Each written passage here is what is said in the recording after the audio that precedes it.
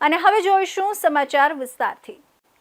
તબીબી અભ્યાસક્રમોમાં પ્રવેશ માટેની સૌથી પ્રતિષ્ઠિત અને મહત્વની એવી નીટ યુજી એટલે કે national eligibility cum entrance test આજે સુરત શહેરના 27 કેન્દ્રો પર કડક પોલીસ બંદોબસ્ત અને અત્યાધુનિક ટેકનોલોજીના નિરીક્ષણ હેઠળ યોજાઈ હતી।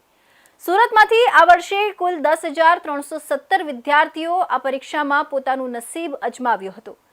નેશનલ ટેસ્ટિંગ એજન્સી એનટીએ દ્વારા ગેરરીતિ શૂન્ય કરવા માટે આ વખતે ઝીરો લિંક પોલિસી અને હાઈટેક મોનિટરિંગ સિસ્ટમનો અમલ કરવામાં આવ્યો હતો। પરીક્ષાની સુરક્ષા વ્યવસ્થામાં આ વર્ષે ટેકનોલોજીનો વ્યાપક ઉપયોગ જોવા મળ્યો હતો। તમામ 27 કેન્દ્રો પર એઆઈ સંચાલિત સીસીટીવી કેમેરા લગાવવામાં આવ્યા હતા। આ સોફ્ટવેર એટલું સક્ષમ છે કે જો કોઈ વિદ્યાર્થી કે નિરીક્ષક શંકાસ્પદ હિલચાલ કરતો હોય તો તુરંત જ કેન્દ્રીય કંટ્રોલ રૂમને એલર્ટ પહોંચી જાય છે। આ ઉપરાંત ફેશિયલ રેકગ્નિશન અને બાયોમેટ્રિક વેરિફિકેશન દ્વારા વિદ્યાર્થીની ઓળખ સુનિશ્ચિત કરવામાં આવી હતી, જેથી કોઈ અન્ય વ્યક્તિ પરીક્ષા આપવા બેસી ન શકે। 5G જામર દ્વારા મોબાઈલ અને બ્લૂટૂથ સિગ્નલને બ્લોક કરવાની વ્યવસ્થા પણ કરવામાં આવી હતી। એનટીએ સ્પષ્ટ સૂચના આપી હતી કે બપોરે 1:30 વાગ્યા પછી કોઈ પણ ઉમેદવારને કેન્દ્રમાં પ્રવેશ આપવામાં નહીં આવે। પરીક્ષા બપોરે 2 થી 5 વાગ્યાને 20 મિનિટ દરમિયાન ચાલી હતી, જે વિદ્યાર્થીઓ ધાર્મિક કે પરંપરાગત પોશાક જેમ કે બુરખા કે પાઘડી પહેરતા હોય તેમને વહેલા એટલે કે 12:30 વાગ્યા સુધીમાં પહોંચવાની તાકીદ કરાઈ હતી, જેથી તેમનું સઘન ચેકિંગ થઈ શકે। દરેક વિદ્યાર્થીનું હેન્ડહેલ્ડ મેટલ ડિટેક્ટર HHMD વડે ફ્રીશિંગ કરવામાં આવી હતી। आज मैं नीट का एग्जामिनेशन देने आई हूँ। तो लाइक पास्ट 2 इयर्स से मैं बहुत मेहनत कर रही हूँ। इसके लिए मैंने बहुत कुछ सेक्रीफाइस भी किया है, बहुत कुछ किया भी है, अपना 100% दिया है। तो फाइनली आज वो दिन आ गया है जिसके लिए मैंने इतना इंतज़ार किया, इतना कुछ किया। तो ऑब्वियसली मैं एक्साइटेड हूँ कि आज का पेपर है और लेट द पेपर भी डिफिकल्ट और इजी, उससे फ़र्क नहीं पड़ता है, बट मुझे अपना बेस्ट देना है। मैं अपना बेस्ट दूंगी तो ऑब्वियसली रिजल्ट जो होगा एक्सेप्टेबल होगा, मैं उसको एक्सेप्ट करूंगी। आज मतलब नीट की एग्ज़ाम है, ये मेरा फर्स्ट ड्रॉप है और इसके लिए मैंने पीडब्ल्यू विद्यापीठ से मतलब ट्यूशन किया है और मतलब बहुत मेहनत की है मैंने। और 5 से 6 घंटे ट्यूशन थे और उसके बाद मैंने 5 से 6 घंटे सेल्फ स्टडी करके मतलब पूरा तैयार किया है। और 2025 के पेपर के हिसाब से वो जो बहुत टफ पेपर था, उस हिसाब से इस साल का मतलब पेपर मतलब टफ या मॉडरेट जैसा भी आए, तैयारी अच्छी हुई है। પરીક્ષા ખંડમાં કોઈ પણ પ્રકારની ગેરરીતિ અટકાવવા ડ્રેસ કોડનું ચુસ્ત પાલન કરાવવામાં આવ્યું હતું। વિદ્યાર્થીઓએ અડધી સ્લીવના આછા રંગના કપડાં પહેરવામાં કહેવામાં આવ્યું હતું। મોટા બટન, ફૂલ સ્લીવ કે ભરતકામવાળા કપડાં પર પ્રતિબંધ લાદવામાં આવ્યો હતો। સુરતમાં યોજાયેલી વાઇબ્રન્ટ ગુજરાત સમિટનો બીજો અને અંતિમ તબક્કો કાલે સફળતાપૂર્વક પૂર્ણ થયો હતો। આ પ્રસંગે કેન્દ્રીય મંત્રી જેપી નડ્ડા કાર્યક્રમમાં હાજર રહ્યા હતા। તેમના સાથે રાજ્યના નાયબ મુખ્યમંત્રી હર્ષ સંઘવી, ગુજરાત પ્રદેશ અધ્યક્ષ જગદીશ વિશ્વકર્મા તેમજ મંત્રી જીતુ વાઘાણી સહિતના આગેવાનો અને ઉચ્ચ અધિકારીઓ પણ જોડાયા હતા। સમિટના આ અંતિમ તબક્કામાં ઉદ્યોગ, રોકાણ અને વિકાસને લઈ મહત્વપૂર્ણ ચર્ચાઓ યોજાઈ હતી। કેન્દ્રીય મંત્રીએ સમિટની પ્રગતિ અંગે માહિતી મેળવી અને ગુજરાતના વિકાસ મોડેલની પ્રશંસા પણ વ્યક્ત કરી હતી। સુરતની ઓરો યુનિવર્સિટીમાં તારીખ 1 અને 2 મે દરમિયાન આયોજિત 2 દિવસીય વાઇબ્રન્ટ ગુજરાત રિજનલ કોન્ફરન્સ દક્ષિણ ગુજરાતનું સમાપન થયું। આ કોન્ફરન્સ દરમિયાન 3,53,306 ના 2,792 MOU થયા હોવાની જાહેરાત નાયબ મુખ્યમંત્રી હર્ષ સંઘવીએ કરી હતી। આ પ્રસંગે કેન્દ્રીય આરોગ્ય અને પરિવાર કલ્યાણ મંત્રી જેપી નડ્ડાએ સમાપન સત્રમાં જણાવ્યું હતું કે આ કોન્ફરન્સ દ્વારા દક્ષિણ ગુજરાતના વિકાસ માટે જે પાયો નંખાયો છે તેનાથી આ પરિક્ષેત્ર આગામી સમયમાં મોટી આર્થિક છલાંગ લગાવવા તૈયાર થયું છે। એમ જણાવી નડ્ડાએ ગુજરાતની આર્થિક તાકાતને બિરદાવતા ઉમેર્યું કે ગુજરાત દેશની કુલ જીડીપીમાં 8% ફાળો આપે છે। મેન્યુફેક્ચરિંગ આઉટપુટમાં 17%, મર્ચેન્ડાઇઝ એક્સપોર્ટ્સમાં 27% અને દેશના કુલ કાર્ગો હેન્ડલિંગમાં ગુજરાત 40% હિસ્સો ધરાવે છે। વડાપ્રધાન નરેન્દ્ર મોદીના નેતૃત્વમાં ગુજરાતે માત્ર આર્થિક પ્રગતિ જ નથી કરી, પરંતુ સ્વબળે વિશ્વના એક સ્પર્ધાત્મક અને કનેક્ટેડ ઇકોનોમિક એન્જિન તરીકે પ્રસ્થાપિત કરી છે. ये मेरा सौभाग्य है. It's a proud privilege to be here for the valedictory function of the south Gujarat vibrant south Gujarat session. और जो पिछले 2 दिनों में इन द लास्ट 2 days आप सब लोगों ने जो यहाँ डेलिब्रेट किया है, जिसकी थोड़ी झलकी मुझे, थोड़ी सी जानकारी मुझे अभी अपने पूर्व वक्ताओं से मिली है, उससे ये स्पष्ट हो जाता है कि the summit has been a great success and lot of interaction has taken place. आप सबके बीच में बहुत सी वार्तालाप, चर्चा और इंटरेक्शन के माध्यम से जो साउथ गुजरात को जो इम्पेटस देना था, जो साउथ गुजरात को जो तवज्जो देनी थी और साउथ गुजरात को जो विकास के लिए जो ध्यान देने की आवश्यकता थी, उस पर पिछले 2 दिन में बहुत ही जिसे कहा जाए मीनिंगफुल, बहुत ही grounded discussion has taken place and which has certainly going to give very good results, ऐसा मुझे लगता है. अभी जैसे हर्ष भाई ने बताया कि more than 3 लाख करोड़ का इन्वेस्टमेंट की बात भी हुई है और मुझे ये भी बताया गया कि 2700 से ज़्यादा इंटरेक्शन के माध्यम से MOUs हुए हैं. तो यह अपने आप में दोनों फिगर्स बताते हैं कि आने वाले समय में साउथ गुजरात किस तरीके से इस वाइब्रेंट गुजरात के समिट के माध्यम से आगे एक लंबी छलांग लगाने के लिए तैयार हुआ है, उसकी नींव आज रखी गई है. इसके लिए मैं विशेष करके आपको बधाई देना चाहता हूँ. નાગરિકોના સ્વાસ્થ્ય સાથે ચેડા કરતા તત્વો સામે ગુજરાત સરકાર હવે કડક મૂડમાં જોવા મળી રહી છે. ખોરાક શુદ્ધિ અભિયાન અંતર્ગત રાજ્યભરમાં ભેળસેળિયા તત્વો સામે વ્યાપક કાર્યવાહી હાથ ધરવામાં આવી છે.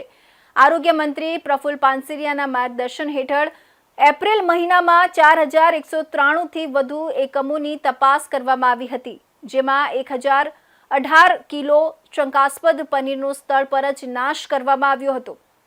ઉનાળાની સિઝનને ધ્યાનમાં રાખીને તરબૂચ, શેરડીનો રસ અને મેંગો જ્યુસ સહિતના 1705 નમૂનાઓની ચકાસણી કરવામાં આવી હતી. ગંભીર ઉલ્લંઘન કરનાર 18 એકમોને સીલ કરવામાં આવ્યા છે, જ્યારે મહાનગરપાલિકાઓ દ્વારા ₹2,84,000 થી વધુનો દંડ વસૂલવામાં આવ્યો છે. આ સાથે આરોગ્ય મંત્રીએ ખોરાક અને ઔષધ નિયંત્રણ તંત્ર સામે બેઠક યોજી અભિયાનને વધુ અસરકારક અને વેગવાન બનાવવા સૂચનાઓ આપી છે. મુખ્યમંત્રી ભૂપેન્દ્ર પટેલના નેતૃત્વ હેઠળની રાજ્ય સરકાર નાગરિકોના સ્વાસ્થ્ય સાથે કોઈ પણ પ્રકારનું સમાધાન ન કરવાની નીતિ પર હંમેશથી મક્કમ છે.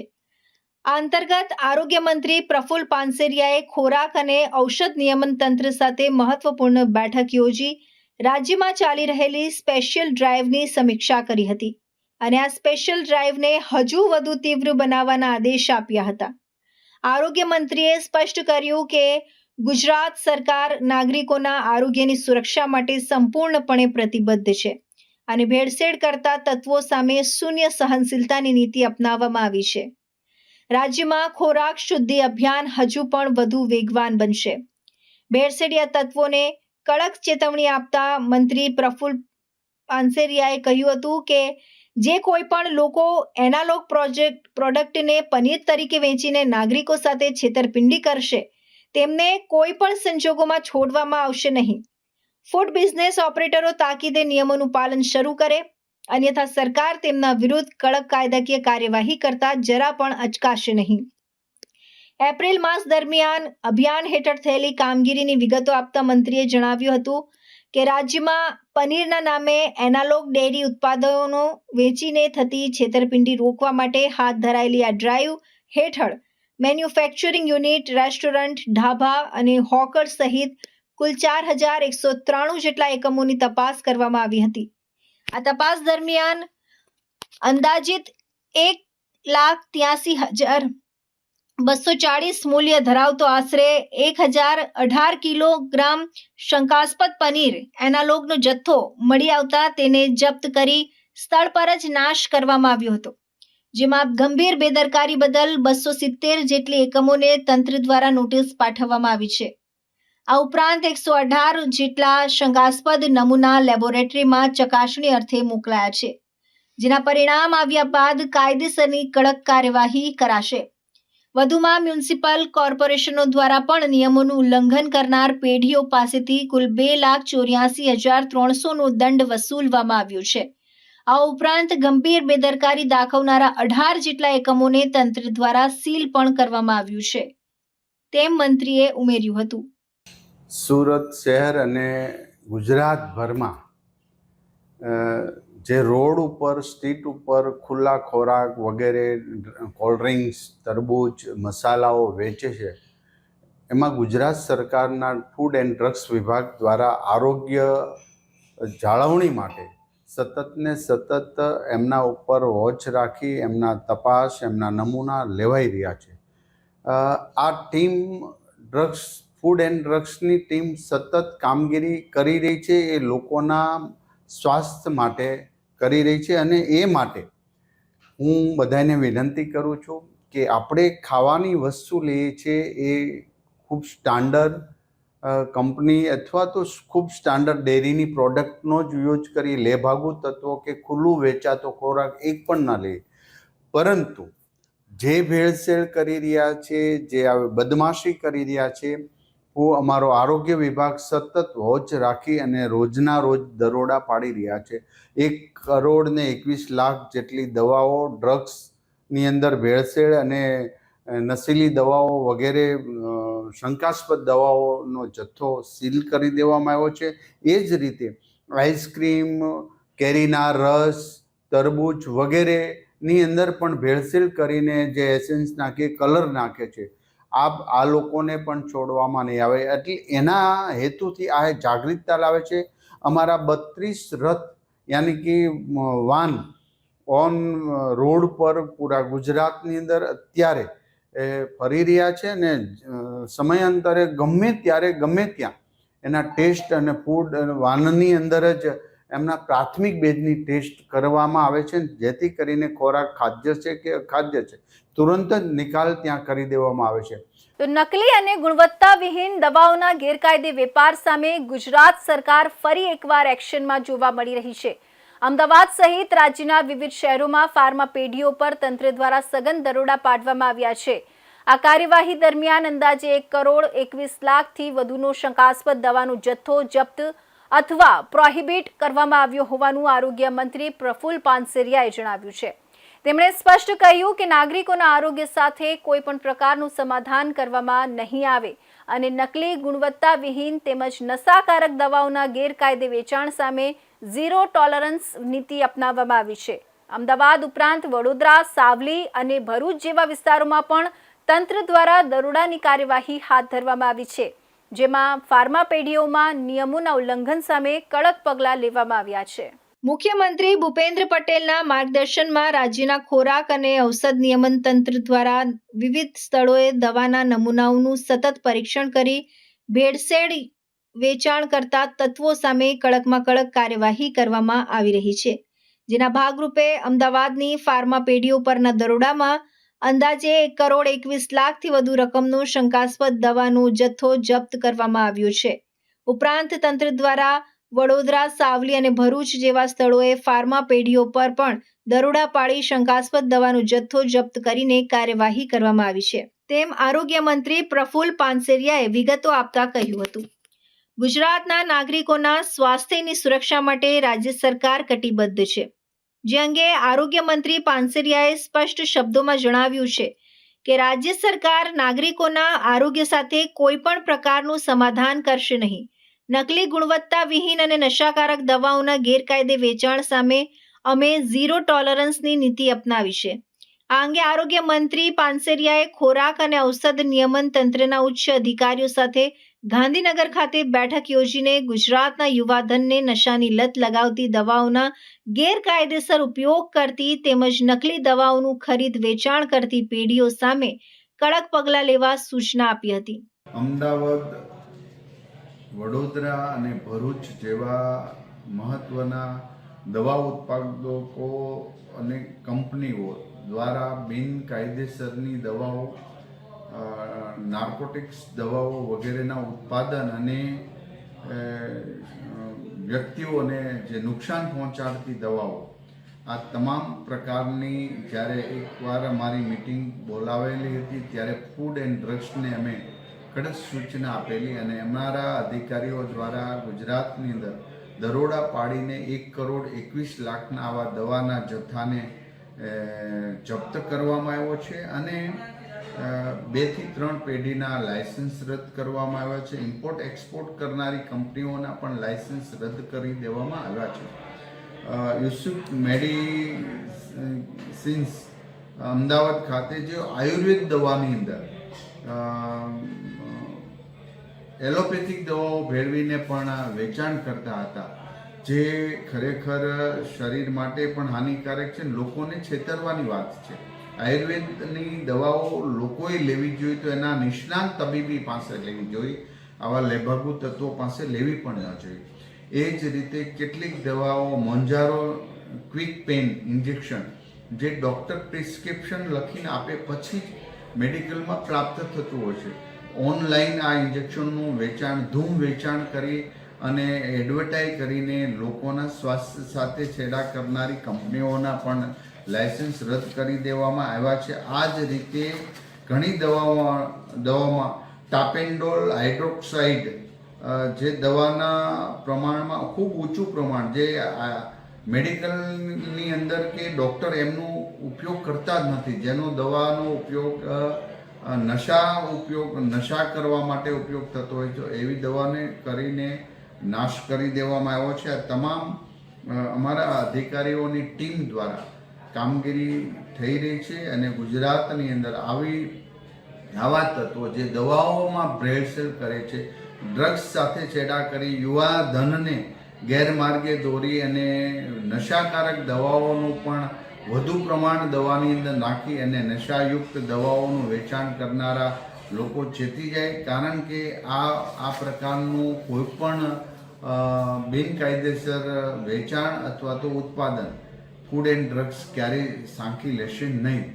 અમદાવાદ શહેરમાં પવન ફોર્મ્યુલેશન તથા દ્વારા કોડિન ઘટક ધરાવતી સિરપનું મોટા પ્રમાણમાં સંગ્રહ કરવામાં આવતું હતું. તપાસ દરમિયાન સ્થળ પર મોટા પ્રમાણમાં નાર્કોટિક આદત બનાવનારી અને દુરુપયોગ માટે સંવેદનશીલ દવાઓ મળી આવી હતી. આ ઉપરાંત તપાસ દરમિયાન ખરીદી અને વેચાણના રેકોર્ડમાં પણ ગંભીર પ્રકારની ક્ષતિઓ જોવા મળી હતી. અહીં આશરે 76,51,000 કરતાં વધુની કિંમતની દવાઓનો જથ્થો પ્રોહિબિટ કરવામાં આવ્યો હતો. તો હવે સમય છે એક વિરામનો. મુદ્દાઓ છે દેશના, પેનલ પર થશે ચર્ચા, વાતમાં થશે સ્પષ્ટ સંવાદ. અમે લાવીએ છીએ તમારા પ્રશ્નોને મંચ પર.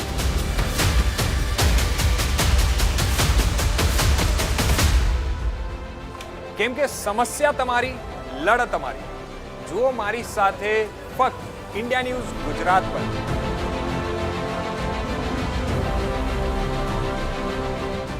વિરામ બાદ ફરી આપ સૌનું સ્વાગત છે. સુરત શહેરમાં માટી સાથે દોડતા ભારે વાહનો સામે તંત્રએ કડક કાર્યવાહી હાથ ધરી છે. ખાસ કરીને લસકાણા વિસ્તારમાં માટી ભરેલા ટ્રકો કોઈ પણ જાતની તાળપત્રી કે કવર વગર દોડતા હોવાની ફરિયાદો ઉઠી હતી, જેના કારણે રસ્તાઓ પર માટીના રજકણો ઉડીને લોકોના આરોગ્ય પર અસર થઈ રહી હતી. આ મામલે આરોગ્ય મંત્રી પ્રફુલ પાનસેરિયા સુધી ફરિયાદ પહોંચતા તેમણે તાત્કાલિક કાર્યવાહી કરવા સૂચના આપી હતી. તેમના આદેશ બાદ લસકાણા પોલીસે સ્થળ પર ચેકિંગ હાથ ધરીને નિયમોનું ઉલ્લંઘન કરતા ટ્રકો સામે કાર્યવાહી શરૂ કરી હતી. પોલીસ દ્વારા માટી ભરેલી કુલ 8 ટ્રકો જપ્ત કરવામાં આવી હતી. સાથે જ ટ્રક સંચાલકોને આકરો દંડ ફટકારવામાં આવ્યો હતો. તાળપત્રી વિના માટી લઈ જવાથી ઉડતી ધૂળ લોકોના આરોગ્ય માટે ગંભીર જોખમ ઊભું કરે છે, જેને ધ્યાનમાં રાખીને આ કાર્યવાહી કરવામાં આવી હોવાનું તંત્રએ જણાવ્યું છે. તંત્રએ સ્પષ્ટ ચેતવણી આપી છે કે લોકોના આરોગ્ય સાથે ચેડા કરતા અને નિયમોનો ભંગ કરતા વાહન ચાલકો સામે આવનારા દિવસોમાં પણ આવી જ કડક કાર્યવાહી ચાલુ રહેશે. સુરતમાં આજે હું જ્યારે રોડ ઉપર પસાર થઈ રહ્યો હતો ત્યારે લગભગ 2 થી 3 ટ્રકો આખી માટીથી ભરેલી આવ્યા, હેવી ડમ્પરો બેફામ રીતે ચલાવી જતા હતા અને ઉપરથી માટી, પથ્થર વગેરે રોડ ઉપર પડતું હતું. અમારી કાર ઉપર પણ પડ્યું. તુરંત જ પોલીસને જાણ કરી, આરોગ્ય વિભાગને પણ જાણ કરી. આખા સુરતના રસ્તાઓ પણ ખરાબ કરે છે અને બીજું 2 વ્હીલ લઈ જનારા પરિવારજનોની ઉપર એ પથ્થર પડે અથવા આંખમાં સતત ધૂળ પડે, રોડ ગંદા થાય. તો આવા લોકોએ ને દંડ કરવા માટે પોલીસને સૂચના આપીને લગભગ 8 થી 10 ટ્રકો આવા માટી ભરેલા હેવી, જે સાક્ષાત યમદૂત રોડ ઉપર ફરી રહ્યા હોય એવા લોકોને શાન ઠેકાણે લાવવા માટે એક્શન લેવામાં આવ્યા. અને હજી પણ ધંધો કરે, રોડ ઉપર નીકળે એની સાથે એમને કોઈ વાંધો, આપણે એમને સપોર્ટ પણ કરીએ, પરંતુ માટીના કોઈ પણ ટ્રક રેતી, કપચી વગેરે લઈ જતા, ઈંટો વગેરે લઈ અને પૂર્ણ રીતે ઉપર પેક કરીને પછી જ રોડ ઉપર લઈ જવા જોઈએ. આ હંમેશના માટે ધ્યાન રાખવું જોઈએ અને જો ધ્યાન નહીં રાખે તો એમના ટ્રક વગેરે જપ્ત કરવામાં આવશે. કારણ કે 2 વ્હીલ ગાડી લઈ જનારા પરિવારજનોની કોઈ સેફટી આમાં હોતી નથી. ક્યારેક એક્સિડન્ટ પણ થવાનો ભય રહે છે અને આવી માટી વગેરેથી સુરત રોડને પણ ગંદા કરે. માટે આજે આ એક્શન એમને સબક શીખવાડવા માટે, એમને સુધારવા માટે, નહીં સુધરો તો તમામ વ્યક્તિઓ પર આ પ્રકારના એક્શન લેવાશે એ ચોક્કસની વાત છે. માટે 200 થી 300 રૂપિયાના ખર્ચ માટે સુરત શહેરને ગંદુ બનાવવું, 2 વ્હીલરવાળા વ્યક્તિઓને આંખમાં ધૂળ પડે, માથામાં પથ્થર પડે, આવી નાની નાની જાનહાનિઓથી ક્યારેક એક્સિડન્ટ થઈને કોઈનો જીવ પણ જોખમમાં આવશે. માટે આ સુધારા માટે આજે આ એક્શન લેવામાં આવ્યા છે. મને આશા છે કે તમામ લોકો પોતાની ટ્રક ઉપર માટી, ઈંટ, રેતી, કપચી વગેરે કરશે, એને પૂર્ણ ઢાંકીને પછી શહેરમાં પ્રવેશશે. એવા ચુસ્તપણે નિયમના પાલન કરવા જ પડશે. નહીં કરે તો દંડાશે અને એને કોઈને છોડવામાં આવશે નહીં. સુરત શહેરના લિંબાયતના કમરુનગર પોલીસ ચોકી પાસે સગીરાની છેડતી કરી તેના પિતા અને પિતરાઈ ભાઈની હત્યા કરી એકને ગંભીર ઈજા પહોંચાડવામાં આવી હતી. ઘટનાના પગલે રહીશોમાં રોષ ફેલાયો હતો.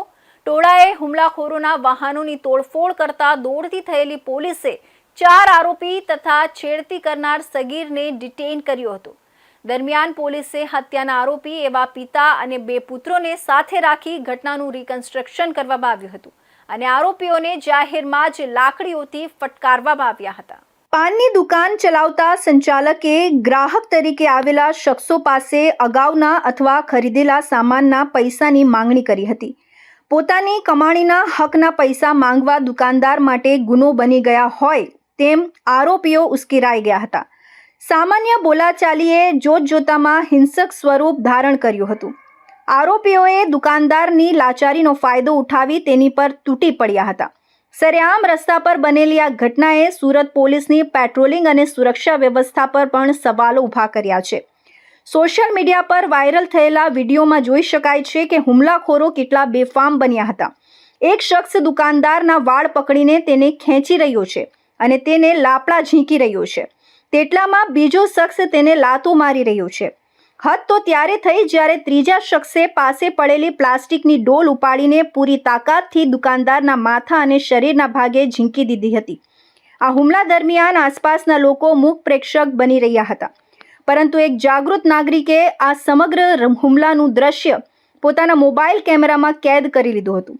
આ અમાનુષી હુમલાને કારણે પાનના ગલ્લાના સંચાલકને ગંભીર શારીરિક ઈજાઓ પહોંચી છે. ઈજાગ્રસ્ત દુકાનદારને તાત્કાલિક સારવાર અર્થે ખસેડવામાં આવ્યો છે. સ્થાનિક વેપારીઓમાં આ ઘટનાને લઈને ભારે રોષ જોવા મળી રહ્યો છે. વેપારીઓનું કહેવું છે કે જો સામાન્ય પૈસાની ઉઘરાણીમાં આ પ્રકારે જીવલેણ હુમલા થતા રહેશે તો ધંધો કરવો મુશ્કેલ બની જશે.